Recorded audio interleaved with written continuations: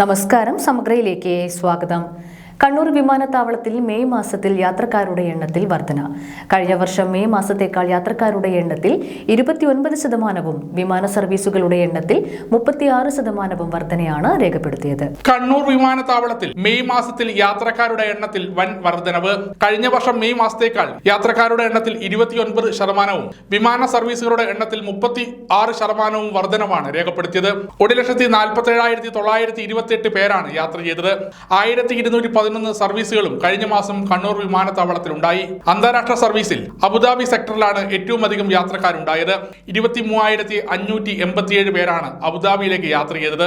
ആകെ അന്താരാഷ്ട്ര യാത്രക്കാരുടെ 60% UAE-യിലേക്കാണ്. ഫുജേറയിലേക്ക് ഇൻഡിഗോ സർവീസ് തുടങ്ങിയതോടെ Dubai, Sharjah, Abu Dhabi, Ras al Khaimah, Fujairah എന്നീ 5 UAE നഗരങ്ങളിലേക്കും സർവീസുള്ള ദക്ഷിണേന്ത്യയിലെ ഏക വിമാനത്താവളമായി കണ്ണൂർ മാറി.